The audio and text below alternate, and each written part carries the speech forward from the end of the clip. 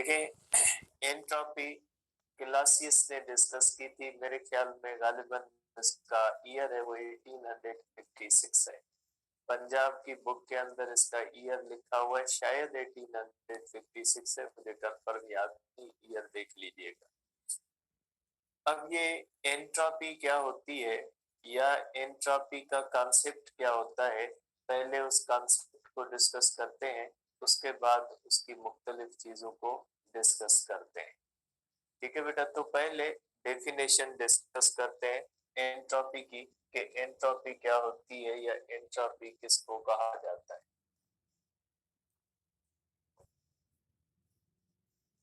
देखें, एंट्रोपी का मकसद है कि आप सबको पता है कि चाहे वो सॉलिड हो, चाहे लिक्विड हो, चाहे गैस हो, उसके मॉलिक्यूल्स जो होते हैं वो रैंडम मोशन में होते हैं। ठीक है, रैंडम मोशन में होने की वजह से ऐसे मॉलिक्यूल्स को हम कहते हैं कि वो लोकलाइज्ड नहीं है। अब ये लोकलाइज्ड का मकसद क्या होता है बेटा? लोकलाइज्ड का मकसद होता है ऐसी चीज जिसकी पोजीशन फिक्स बताई जा सके, उसको कहा जाता है वो चीज लोकलाइज्ड होती है। फॉर एग्जांपल, अगर मैं यहाँ पे खड़ा हूँ तो जीपीआरएस सिस्टम के थ्रू दुनिया में मेरी पोजीशन बताई जा सकती है कि मैं अर्थ पे किस जगह पे खड़ा हूँ। जबकि आप देखें, जो साउंड होता है उसकी पोजीशन नहीं बताई जा सकती। मैं अगर यहाँ पे बात कर रहा हूँ तो मेरा साउंड एक एरिया के अंदर फैला हुआ है, वो किसी एक पर्टिकुलर पोजीशन पे नहीं होता। तो जो वेव होती है, जैसे सनलाइट है, सनलाइट की आप पोजीशन नहीं बता सकते, क्योंकि सनलाइट सन के राउंड बहुत एक लंबे एरिया के अंदर फैली हुई है। तो जो चीज इस तरह से ज्यादा एरिया के अंदर फैली होती है, हम कहते हैं वो लोकलाइज्ड नहीं है। जबकि जो एक पर्टिकुलर जगह पे फिक्स होती है, उसको हम कहते हैं वो लोकलाइज्ड होती है। तो या तो कोई चीज लोकलाइज्ड होगी या तो कोई चीज डीलोकलाइज्ड होगी। जैसे मैंने आपको एग्जांपल दिया कि जैसे मैं हूं तो मैं इस पोजीशन पे खड़ा हूं, मैं लोकलाइज्ड हूं। जबकि अगर मेरी आवाज को आप देखोगे तो मेरी आवाज जो है ये लोकलाइज्ड नहीं है, कि इसकी पोजीशन आप नहीं बता सकते, ये एक लंबे एरिया के अंदर मौजूद है। ठीक है, तो इसी तरह से सपोज करें कि हमारे पास गैस मॉलिक्यूल्स है, एक कंटेनर है हमारे पास, इस कंटेनर के अंदर आप सपोज करें सिलेंडर के अंदर गैस मॉलिक्यूल्स है। ठीक है, अब ये गैस मॉलिक्यूल्स है और ये गैस मॉलिक्यूल्स आपको पता है कि इस तरह से रैंडम मोशन में होते हैं। ये गैस मॉलिक्यूल इधर उधर जो होंगे वो इस तरह से मूव करते रहेंगे। पूरे सिलेंडर के अंदर गैस मॉलिक्यूल्स होते हैं, वो मूव करते रहते हैं और इनकी मोशन रैंडम मोशन होती है, हमने पढ़ी है। इसका मकसद है कि जो गैस मॉलिक्यूल होता है, ठीक है, वो इस पूरे वॉल्यूम के अंदर रैंडम मोशन में होता है। तो इसी चीज की जो रैंडमनेस होती है, ये मॉलिक्यूल जो होता है ये रैंडम मोशन में, इसका ये रैंडमनेस कही जाती है कि ये रैंडम मोशन में है, किसी एक पर्टिकुलर पोजीशन पे नहीं है। ये एक वॉल्यूम के अंदर मुख्तलिफ जगहों पे एग्जिस्ट कर सकता है, क्योंकि ये पूरे वॉल्यूम के अंदर इधर उधर घूम रहा है। ठीक है, तो ऐसी सिचुएशन जो होती है जिसमें कोई भी चीज किसी एक पर्टिकुलर जगह फिक्स नहीं होती और वो एक रैंडम मोशन में होती है, उसके अंदर रैंडमनेस होती है, या इसको कहा जाता है डिसऑर्डरनेस होती है। ये डिसऑर्डर के अंदर है, ये एक ऑर्डर के अंदर नहीं, ये डिसऑर्डर के अंदर।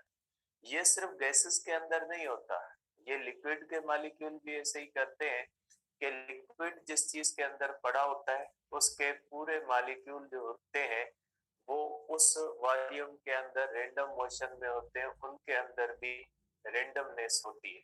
ठीक है, या अगर सॉलिड के मॉलिक्यूल को देख लें तो सॉलिड के मॉलिक्यूल जो होते हैं वो भी अपनी जगह पे इधर उधर वाइब्रेट कर रहे होते हैं।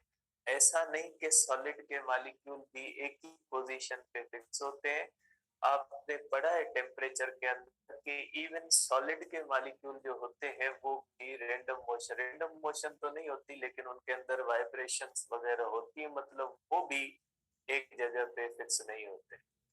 तो अगर हम सॉलिड को देखें, लिक्विड को देखें और गैस को देखें, तो उन सब के मॉलिक्यूल जो होते हैं वो एक पोजीशन पे फिक्स नहीं होते, एक वॉल्यूम के अंदर, एक एरिया के अंदर वो रैंडम मोशन में मूव कर रहे होते हैं। और ये हमेशा होता है, ये इसके अंदर हमेशा ही होगा। किसी भी कंडीशन के अंदर मॉलिक्यूल्स की रैंडमनेस खत्म नहीं होती। आपको पता है रैंडमनेस खत्म होती है 0 केल्विन पे, जब मॉलिक्यूल रुक जाएंगे तो उसको 0 केल्विन कहा जाता है। 0 केल्विन अचीव करना हमारे लिए प्रैक्टिकली पॉसिबल नहीं है। तो ये जो मॉलिक्यूल्स की रैंडमनेस होती है, यहीं से कॉन्सेप्ट आता है एंट्रोपी का। ये कॉन्सेप्ट क्लॉसियस ने 1856 को इंट्रोड्यूस किया था कि जब कोई भी हम गैस, लिक्विड या सॉलिड देखते हैं, तो जिस तरह से उन गैस के, लिक्विड या सॉलिड के मॉलिक्यूल्स के अंदर इंटरनल एनर्जी होती है, प्रेशर होता है, टेम्परेचर होता है, इसी तरह से उनके मॉलिक्यूल्स के अंदर रैंडमनेस भी होती है। तो रैंडमनेस की जब हम मेजरमेंट करते हैं उसको कहा जाता है एंट्रोपी। अगर किसी भी चीज के मॉलिक्यूल की रैंडमनेस ज्यादा है, ठीक है, वो ज्यादा रैंडम कंडीशन के अंदर है, उनका डिसऑर्डर ज्यादा है, तो हम कहेंगे उस सिस्टम की एंट्रोपी ज्यादा है। अगर किसी भी सिस्टम के अंदर रैंडमनेस, डिसऑर्डरनेस कम है, तो हम कहेंगे उस सिस्टम की एंट्रोपी कम है। जैसे अगर हम देखते हैं तो सॉलिड्स जो होते हैं, सॉलिड्स के मॉलिक्यूल्स जो होते हैं, उनके अंदर रैंडमनेस कम होती है as compared to liquid and gases.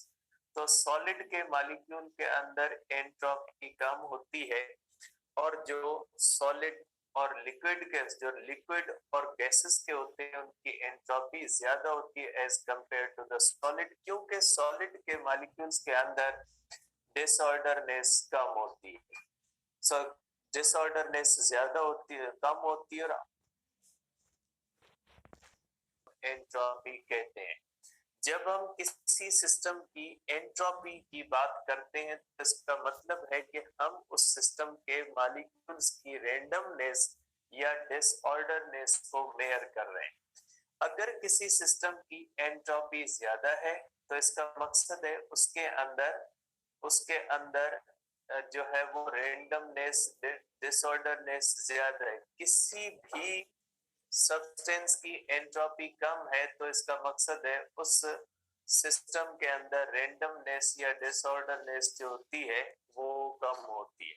ठीक है, सो इस तरह से आप कह सकते हैं कि एंट्रोपी जो होती है उससे हम मेजरमेंट करते हैं किसकी, रैंडमनेस की। अगर एंट्रोपी ज्यादा है रैंडमनेस ज्यादा है, अगर एंट्रोपी कम है तो रैंडमनेस कम है। मींस ये रैंडमनेस की जो मेजरमेंट होती है इसको हम कहते हैं एंट्रोपी। ठीक है, तो आप इसको लिख सकते हैं एंट्रोपी को कि एंट्रोपी जो है ये क्या होती है, ये है मेयर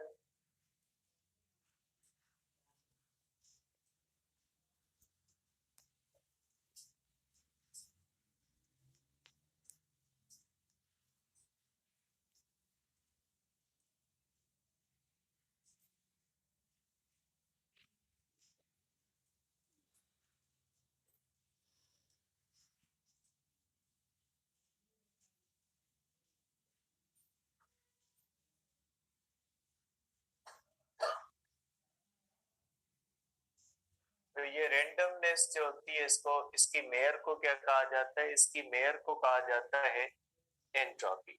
और ये हर मॉलिक्यूल के, हर सब्सटेंस के अंदर होती है। सॉलिड के मॉलिक्यूल भी अपनी जगह पे फिक्स नहीं होते, उनके अंदर भी रैंडमनेस होती है हल्की फुल्की।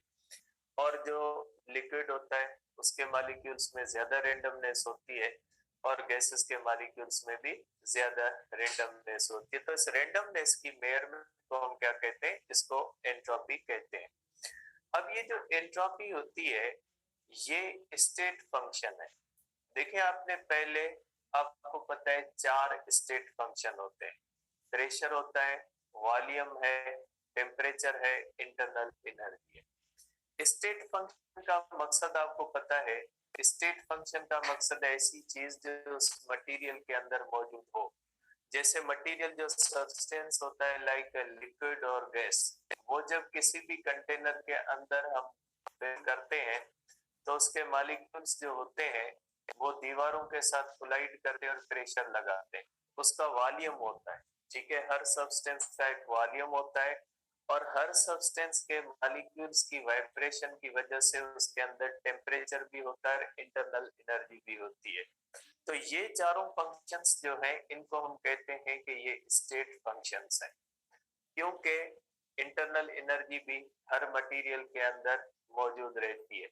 इस तरह से एंट्रोपी को भी आप कह सकते हैं कि एंट्रोपी जो है वो फिफ्थ स्टेट फंक्शन है, क्योंकि एंट्रोपी भी जो होती है वो हर सब्सटेंस के अंदर हर वक्त मौजूद रहती है। सॉलिड के मॉलिक्यूल भी हर टाइम पे वाइब्रेट करते रहेंगे, उनके अंदर भी जो है वो डिसऑर्डर होगा, उनके अंदर भी आप कह सकते हैं रेंडमनेस होगी। लिक्विड के अंदर भी ऐसा ही होगा और गैसेस के अंदर भी ऐसा ही होगा। अब कंप्लीटली न लिक्विड का मॉलिक्यूल, न गैस का मॉलिक्यूल, न ही सॉलिड का मॉलिक्यूल रेस्ट में नहीं आ सकता, क्योंकि अगर वो रेस्ट में आ जाएंगे तो उनका टेम्परेचर 0 केल्विन कहलाएगा और 0 केल्विन नहीं हो सकता, पॉसिबल नहीं है। इसलिए आप कहेंगे कि एंट्रोपी भी हर वक्त मौजूद रहती है सिस्टम के अंदर। ठीक है, सॉलिड के अंदर भी रहती है, लिक्विड के अंदर भी रहती है और गैस के अंदर भी रहती है। रेंडमनेस मॉलिक्यूल्स के अंदर हर टाइम पे रहेगी। इसलिए आप कहेंगे कि ये फिफ्थ जो है वो स्टेट फंक्शन है और ये एंट्रोपी हर वक्त मौजूद रहती है। तो आप कहोगे कि एंट्रोपी जो होती है, entropy is a state function. ठीक है, अब स्टेट फंक्शन होता है। अब देखिए बेटा, स्टेट फंक्शन होता है ना, उसके अंदर हमेशा चेंज अहमियत की होती है। जैसे अगर हम किसी भी सिस्टम के अंदर देखते हैं तो इंटरनल एनर्जी तो उसके अंदर हर वक्त होती है, लेकिन जब हम उसको हीट देते हैं तो उसकी इंटरनल एनर्जी बढ़ती है। ठीक है, इंटरनल एनर्जी बढ़ना जो होता है हम उसको हमेशा मेयर करते हैं। जैसे हमने इंटरनल एनर्जी के अंदर पढ़ा था कि इंटरनल एनर्जी स्टेट फंक्शन है और वो डिपेंड नहीं करती पाथ पे, वो डिपेंड करती है इनिशियल स्टेट और फाइनल स्टेट में। ये हमने डिटेल में डिस्कस किया था फर्स्ट लॉ ऑफ थर्मोडायनेमिक्स में, कि अगर आप किसी भी थर्मोडायनेमिक सिस्टम को दो डिफरेंट पाथ से, दो डिफरेंट प्रोसेसेस से इनिशियल स्टेट से फाइनल स्टेट पर ले जाए, भले दो डिफरेंट प्रोसेसेस हो, जिस तरह से हमने आइसोबैरिक और आइसोकोरिक प्रोसेस पढ़े।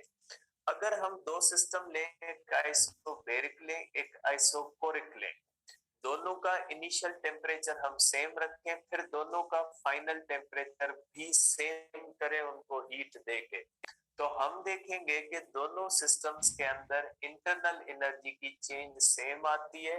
अगर दोनों सिस्टम्स की इनिशियल स्टेट और फाइनल स्टेट सेम है तो ये हमने डिटेल में डिस्कस किया था फर्स्ट लॉ ऑफ थर्मोडायनेमिक्स और उसकी एप्लीकेशन के अंदर, कि इंटरनल एनर्जी जब चेंज होती है तो उसकी चेंज जो होती है वो पाथ पे और प्रोसेस पे डिपेंड नहीं करती, क्योंकि वो स्टेट फंक्शन है और स्टेट फंक्शन कभी भी पाथ पे डिपेंड नहीं करता कि आप किस पाथ से उसकी स्टेट, किस प्रोसेस से उसकी स्टेट चेंज करते हो।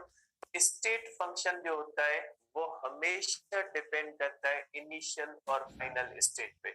इसी तरह जो एंट्रोपी होती है वो भी स्टेट फंक्शन है।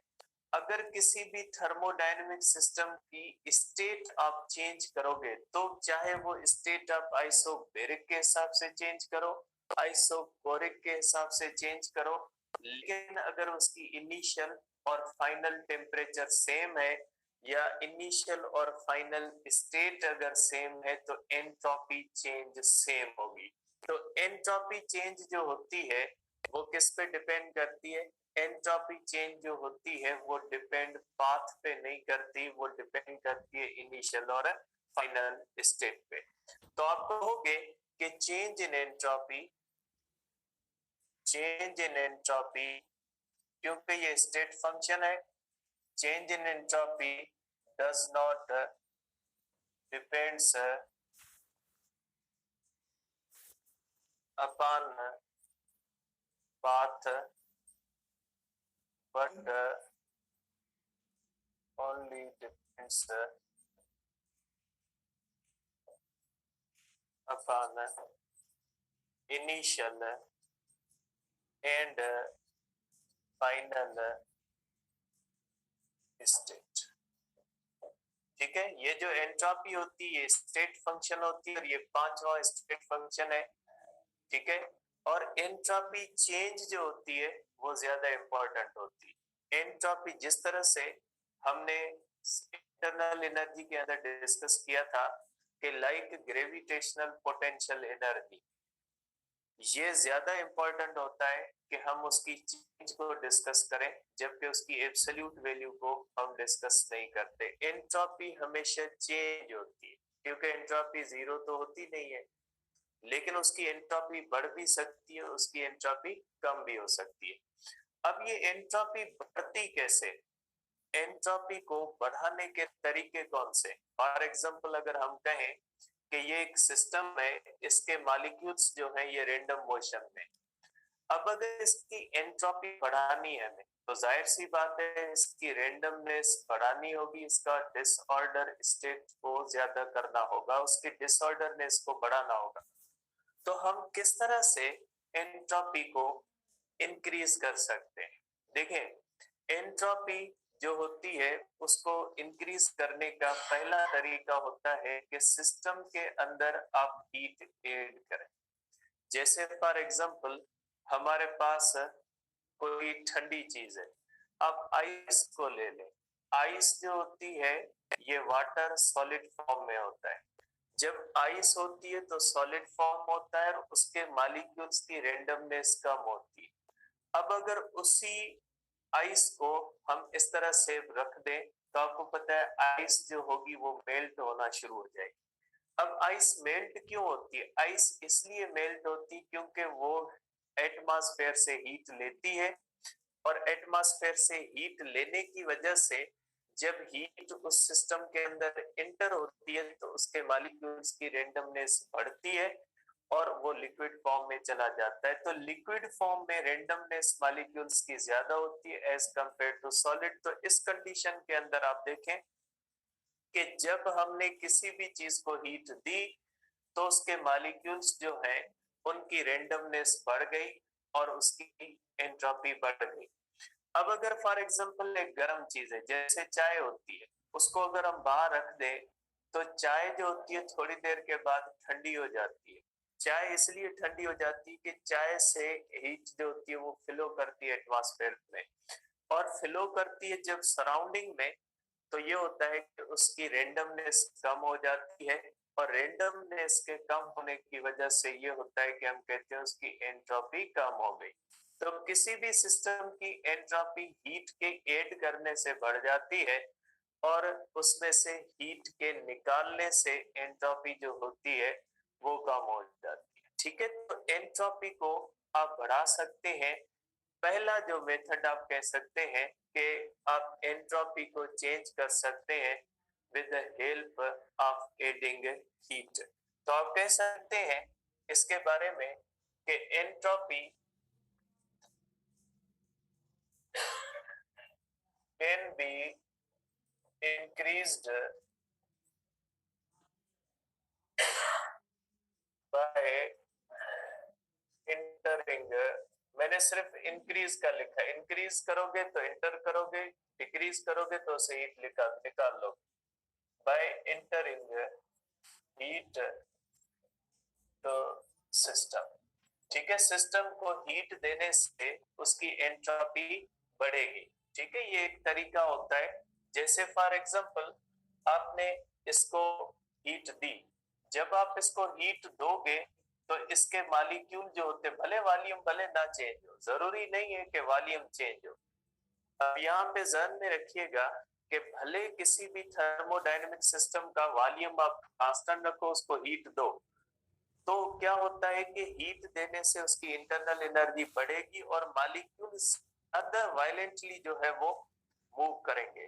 तो यही रेंडमनेस मींस बढ़ गई कि पहले जो नॉर्मली इस तरह से स्लोली फॉर एग्जांपल मूव कर रहे थे, अब वो बहुत क्विकली मूव कर रहे हैं। ठीक है, तो उनकी ऑर्डर जो होता है वो ज्यादा खराब हो गया, रेंडमनेस ज्यादा हो गई, तो मींस उसकी एंट्रोपी बढ़ गई। एंट्रोपी का मतलब ही होता है मॉलिक्यूल्स का डिसऑर्डर। मॉलिक्यूल का डिसऑर्डर आप जब बढ़ाओगे तो एंट्रोपी बढ़ जाएगी, मॉलिक्यूल का डिसऑर्डर आप कम करोगे तो एंट्रोपी क्या हो जाएगी, कम हो जाएगी। ठीक है, तो एंट्रोपी जो होती है वो इंक्रीज होती है by adding heat to the system. ठीक है, अब इसके बाद entropy can also be increased. Entropy को इंक्रीज करने का दूसरा तरीका कि वॉल्यूम चेंज करें।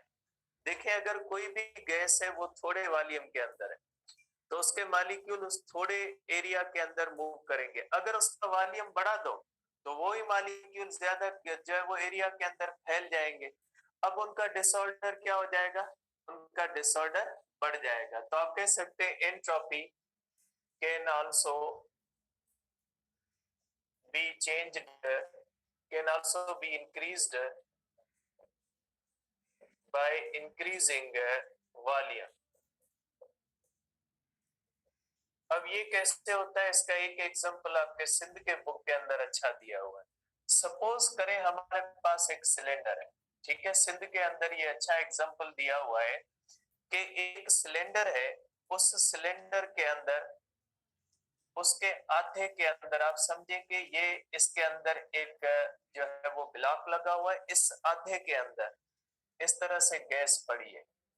अब ये गैस कितने वॉल्यूम के अंदर पड़ी है, इस गैस का ये जो वॉल्यूम है, ये V जो गैस का वॉल्यूम है ये V/2 में पड़ा है, और ये वॉल्यूम किसका है, V वॉल्यूम है सिलेंडर का।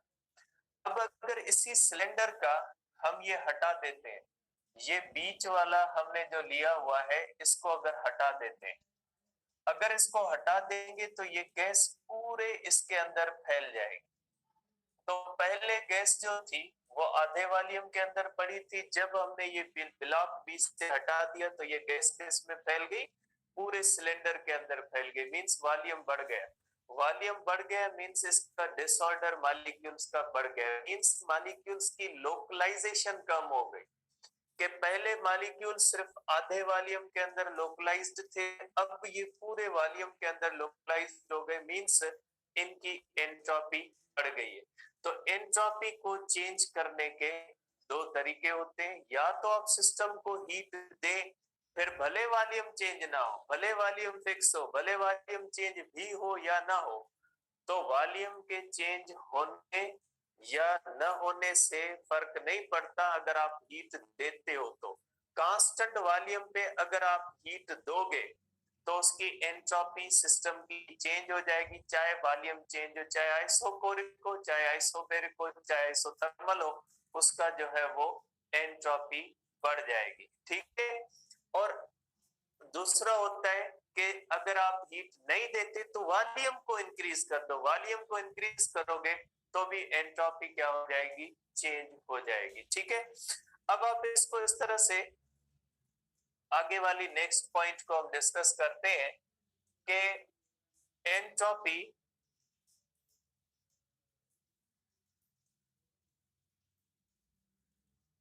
एंट्रोपी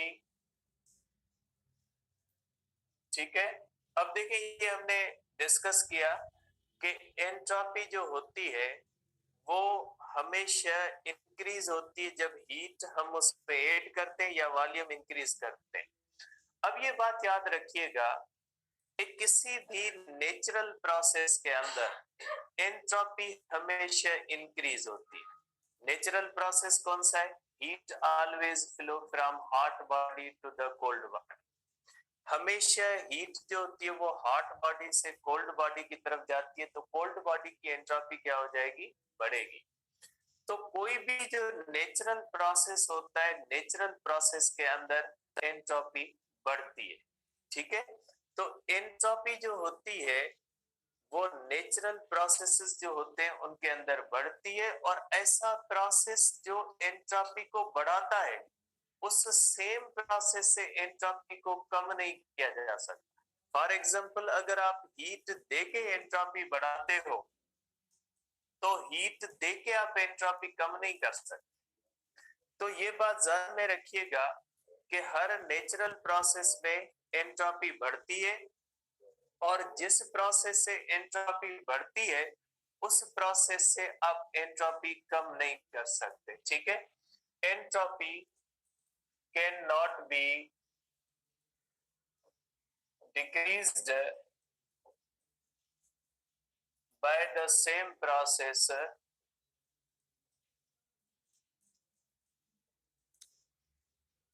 which increases, ठीक है। वो प्रोसेस जो एंट्रोपी को इंक्रीज करता है उसी सेम प्रोसेस से आप एंट्रोपी को कम नहीं कर सकते। अब एंट्रोपी के अंदर होती है साइन कन्वेंशंस,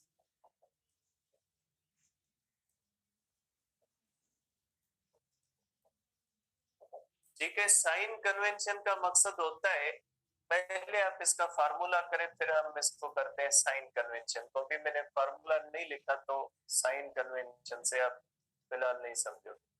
अब अगर इसका मैथमेटिकल फार्मूला ले तो एंट्रोपी जो होती है वो होती है डेल्टा क्यू अपॉन टी, ठीक है। डेल्टा क्यू का मकसद है वो हीट जो हम सिस्टम को देते हैं एट एब्सोल्यूट टेम्परेचर। यहाँ पे टी जो होता है ये एब्सोल्यूट टेम्परेचर मींस केल्विन में रखेंगे। एब्सोल्यूट टेम्परेचर है जिसको नॉर्मली कांस्टेंट माना जाता है, और इसका यूनिट जो होता है, इसका यूनिट जो होता है वो होता है जूल पर केल्विन होता है, ठीक है। ये इसका हमारे पास जो वो फार्मूला है। एंट्रोपी को ऐसे जाहिर किया जाता है, ये होता है delta Q upon delta T. अब इसकी अगर साइन कन्वेंशंस देखें तो साइन कन्वेंशंस हमें क्या कहती है, साइन कन्वेंशंस हमें बताती है कि अगर किसी भी सिस्टम के अंदर entropy delta Q upon delta T, अब देखिए अगर इसके अंदर हीट एड होती है, अगर इसके अंदर हीट एड होती है और डेल्टा क्यू अगर पॉजिटिव है तो एब्सोल्यूट टेम्परेचर हमेशा पॉजिटिव होता है, क्योंकि केल्विन के अंदर टेम्परेचर नेगेटिव होता नहीं है, तो एंट्रोपी जो होती है वो पॉजिटिव है। और डेल्टा क्यू पॉजिटिव तब होती है जब सिस्टम के अंदर हीट एड होती है, heat is added to system. ये हीट जब सिस्टम के अंदर एड होती है तो एंट्रोपी पॉजिटिव होती है। एंट्रोपी होती है नेगेटिव, ठीक है, ये होती है नेगेटिव अपॉन टी, तो ये हो जाएगी नेगेटिव। ये नेगेटिव तब होती है जब हीट लीव्स सिस्टम। जब हीट किसी सिस्टम से बाहर जाती है तो उसके अंदर क्या होता है, उसके अंदर हीट जो होती है जब बाहर जाती है तो उसकी एंट्रोपी क्या होती है, कम होती है, क्योंकि एंट्रोपी रेंडमनेस होती है। रेंडमनेस जो होती है वो कम होगी जब सिस्टम से हीट जाएगी। अब देखिए for example in natural process, जैसे मैंने कहा in natural process entropy always increases, ये हमेशा इंक्रीज होती है नेचुरल प्रोसेसेस के अंदर। अब नेचुरल प्रोसेस के अंदर एंट्रोपी कैसे इंक्रीज होती है, सपोज करें हम एक एग्जांपल लेते हैं। सपोज करें हमारे पास एक बॉडी है, ठीक है, इसका टेम्परेचर T1 है और दूसरी बॉडी है उसका टेम्परेचर T2 है, ठीक है। अब इसका टेम्परेचर ज्यादा मींस इसके पास हीट ज्यादा है और इसके पास कम है। सपोज करें इन दोनों को अगर हम आपस में कनेक्ट करते हैं, इन दोनों को अगर कनेक्ट करेंगे तो आपको पता है कि यहाँ से हीट फ्लो करेगी यहाँ पे, क्योंकि आपको पता है heat flows from hot body to the cold body. ये बॉडी, इसका टेम्परेचर मैं लिख लेता हूँ कि टेम्परेचर T1 ग्रेटर देन है टेम्परेचर T2। इसका मकसद है ये बॉडी गर्म है, ये बॉडी ठंडी है। अगर इन दोनों को आपस में जोड़ेंगे, कनेक्ट करेंगे, तो हॉट बॉडी से हीट किस तरफ फ्लो करेगी? हॉट बॉडी से हीट फ्लो करेगी, किसकी तरफ फ्लो करेगी? कोल्ड बॉडी की तरफ फ्लो करेगी। और थोड़ी देर के बाद दोनों के टेम्परेचर क्या हो जाएंगे? सेम, क्योंकि आपको पता है जब एक बॉडी से हीट फ्लो करके दूसरी बॉडी में जाती है तो थोड़ी देर के बाद दोनों थर्मल इक्विलिब्रियम में आ जाते हैं, दोनों का टेम्परेचर बराबर हो जाता है। जब दोनों का टेम्परेचर बराबर हो जाता है तो क्या हो जाएगा? After some time, after achieving thermal equilibrium, thermal equilibrium achieve करने के बाद, ठीक है, जब थर्मल इक्विलिब्रियम अचीव होगा तो temperature of both bodies will be same. Temperature दोनों बॉडीज का सेम हो जाएगा और दोनों में हीट फ्लो करना बंद हो जाएगी। ठीक है, अब इसने हीट दी है, इसने हीट ली है, इसकी एंट्रोपी S1 है और इसकी एंट्रोपी S2 है। इसकी एंट्रोपी कम हुई है और इसकी एंट्रोपी क्या हो गई? बढ़ गई है, क्योंकि इसने हीट दी है और इसने हीट क्या ली है? ली है। अब ओवरऑल दोनों के अंदर देखिए नेचुरल प्रोसेस है, हीट नेचुरल प्रोसेस के थ्रू फ्लो किया from hot body to the cold body. अब हम देखते हैं जब नेचुरल प्रोसेस होता है तो नेचुरल प्रोसेस के अंदर net amount of entropy change क्या होती है? तो इसकी एंट्रोपी कम हुई है, इसकी एंट्रोपी क्या होगी? ये बढ़ गई। नेट चेंज देखते हैं बेटा, ठीक है। अब इसके अंदर याद कीजिएगा कि heat lost Q1 is equal to heat gained Q2। इसने हीट जो लूज की है, इसने Q1 लूज की है और इसने जो गेन की है वो Q2 इक्वल होगी, ठीक है, क्योंकि heat lost is equal to heat gain. तो अब अगर हम देखते हैं तो एंट्रोपी होती है इसकी डेल्टा Q, इसने जो हीट लूज की डेल्टा Q1 अपॉन T1 और S2 हो जाएगा is equal to delta Q2 upon हो जाएगा T2, ठीक है बेटा। अब ये देखिए ये दोनों इक्वल है, Q1 और Q2 इक्वल है। अब अगर इनकी एंट्रोपी चेंज देखें, एंट्रोपी चेंज होगी S2 माइनस S1, तो क्या हो जाएगा? चेंज इन एंट्रोपी, जो नेट अमाउंट ऑफ चेंज है, नेट अमाउंट ऑफ चेंज हो जाएगा डेल्टा Q2 अपॉन T2 और माइनस हो जाएगा हमारे पास, ये हो जाएगा डेल्टा Q अपॉन T1, ठीक है। अब देखें, आपको पता है कि टेम्परेचर T2 जो है ये कम है और टेम्परेचर T1 जो होता है ये ज्यादा होता है। अब अगर Q2 is equal to Q1, अगर ये दोनों बराबर हैं तो इसका मकसद है ये फैक्टर बड़ा होगा और ये फैक्टर क्या हो जाएगा? ठीक है, ये फैक्टर जो होता है ये हमारे पास जो होगा ये छोटा होगा, ठीक है, क्योंकि देखें डेल्टा Q दोनों का बराबर है। जब ऊपर वाला टर्म बराबर है तो नीचे वाला जिसका छोटा होगा उसका जवाब बड़ा आएगा और नीचे जिसका टेम्परेचर ज्यादा होगा उसका जवाब क्या हो जाएगा? उसका जवाब छोटा आएगा, क्योंकि ऊपर वाला फैक्टर दोनों का सेम है, Q1 और Q2 तो सेम है। अब जिसका T2 छोटा है तो इसका आंसर बड़ा आएगा और T1 बड़ा है तो इसका आंसर क्या होगा? छोटा होगा। तो ये डेल्टा S क्या आ जाएगी? बड़े टर्म से जब छोटे टर्म को माइनस करते तो नेट क्या हो जाएगा, पॉजिटिव। इसलिए हर नेचुरल प्रोसेस के अंदर एंट्रोपी क्या होती है, एंट्रोपी होती है इंक्रीज। ठीक है, तो ये आप कह सकते हैं कि ये एंट्रोपी इस तरह से हर नेचुरल प्रोसेस के अंदर इंक्रीज होती है। अब entropy according to the second law of thermodynamics है कि सेकंड लॉ ऑफ थर्मोडायनेमिक्स कहता है कि जो भी आप इंजन बनाओगे उसका सम पार्ट किस में चला जाएगा, सम पार्ट चला जाएगा एटमॉस्फेयर में। जब किसी भी थर्मोडायनेमिक सिस्टम में आप इंजन बनाते, जो प्रैक्टिकल इंजन आप बनाते हो, उस प्रैक्टिकल इंजन में सम हीट किसमें चली जाती है, सम हीट चली जाती है एटमॉस्फेयर में।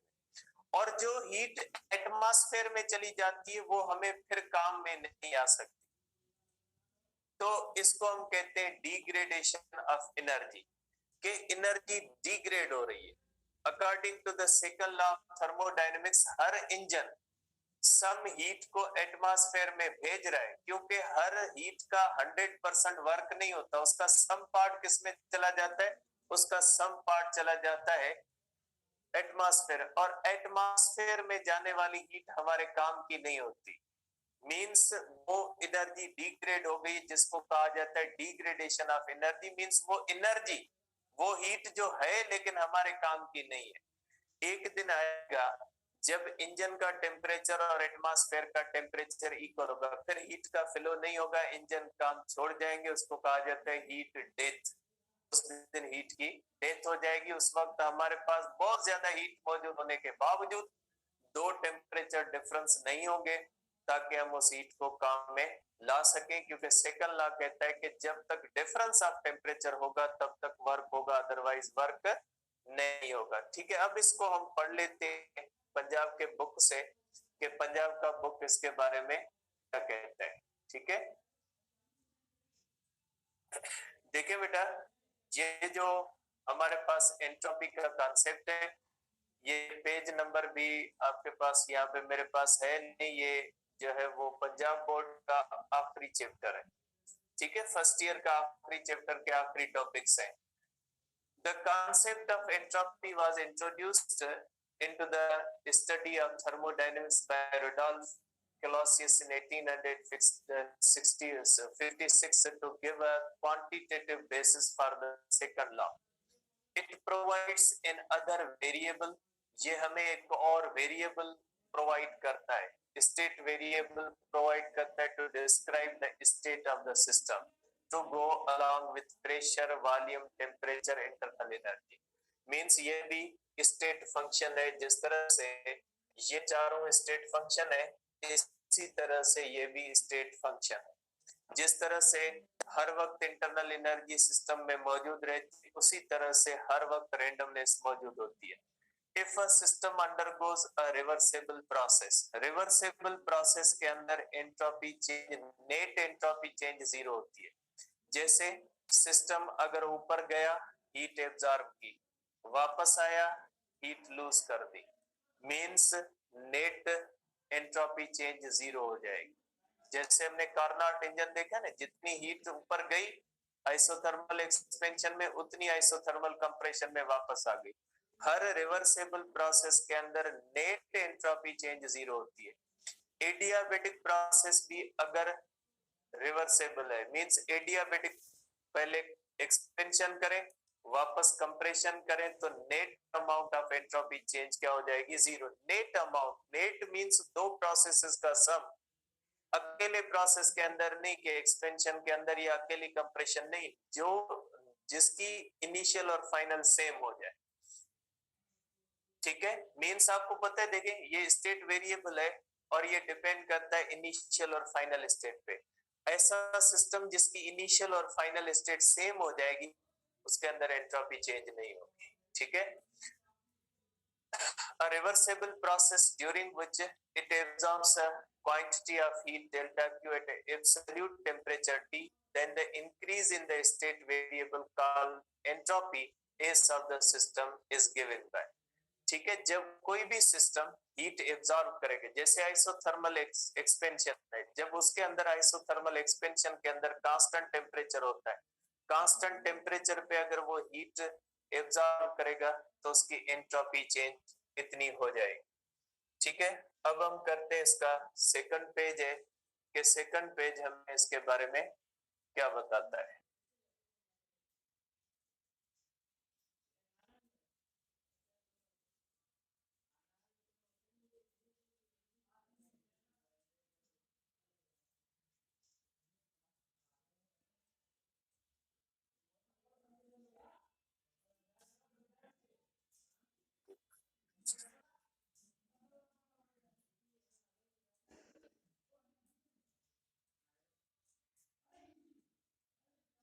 अब देखिए दूसरा पेज हम लगाते हैं इसका।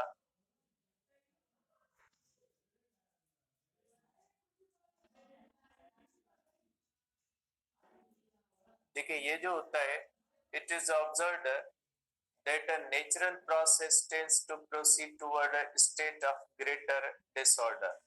Thus, there is a relation between entropy and molecular disorder.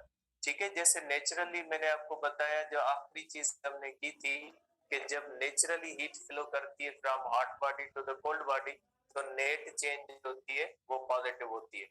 Thus, there is a relation between entropy and molecular disorder. Entropy और molecular disorder में रिलेशन है, और वो रिलेशन कौन सा है कि एंट्रोपी बढ़ेगी तो molecular disorder क्या हो जाएगा, बढ़ जाएगा। For example, in reversible heat flow from a hot to a cold substance of a system increases disorder because the molecules are initially sorted out, ठीक है, hotter and cooler regions. Disorder is lost when the system comes to thermal equilibrium. देखिए अगर एक hot body है और दूसरी cold body है, तो पहले एक बॉडी के मॉलिक्यूल हॉट रीजन के अंदर होंगे, दूसरे के कोल्ड के अंदर। जब उन दोनों को आपस में मिलाएंगे तो दोनों का टेम्परेचर इक्वल हो जाएगा। जब टेम्परेचर इक्वल हो जाएगा तो हॉट और कोल्ड के मॉलिक्यूल आपस में मिक्स हो जाएंगे, फिर उनको वापस लाना मुश्किल है। ठीक है, जिस तरह से अगर आपके पास बाल है, आधे बाल रेड है आधे वाइट है, अलग अलग है, अगर आप उनको शेक करोगे तो बाल क्या हो जाएंगे, मिक्स हो जाएंगे। तो शेकिंग से बाल वापस अलग नहीं होंगे। ठीक है, तो addition of heat to a system increases its disorder.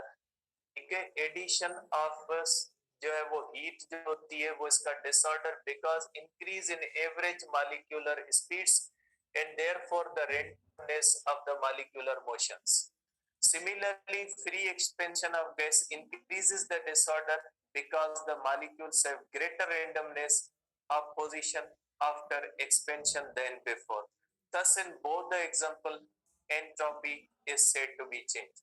ये दोनों पॉइंट्स हैं, ये कहती हैं हीट अगर आप दोगे तो ही उसकी क्या होगी, एंट्रोपी चेंज होगी। और ये फ्री एक्सपेंशन मींस आप उसको एडियाबेटिक एक्सपेंशन में ले जाते हो, मींस आप उसको हीट नहीं देते और वॉल्यूम इंक्रीज करते हो।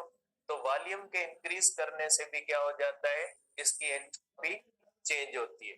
We can conclude that only those processes are probable for which entropy of the system increases. हमेशा नेचर के अंदर वही प्रोसेस होते हैं जिनमें एंट्रोपी इंक्रीज होती है या कांस्टेंट रहती है। देखें, जो इरिवर्सिबल प्रोसेस होगा उसके अंदर एंट्रोपी इंक्रीज होती है, और जो रिवर्सिबल प्रोसेस होता है उसके अंदर एंट्रोपी क्या रहती है, कांस्टेंट रहती है। ठीक है, तो इरिवर्सिबल प्रोसेस होते हैं दुनिया के अंदर।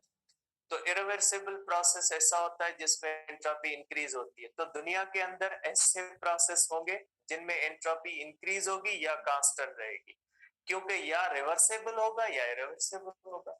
इरिवर्सिबल के अंदर इंक्रीज होगी, रिवर्सिबल के अंदर कांस्टेंट रहेगी, डिक्रीज नहीं होगी यूनिवर्स की as a whole. The process for which entropy remains constant is a reversible process.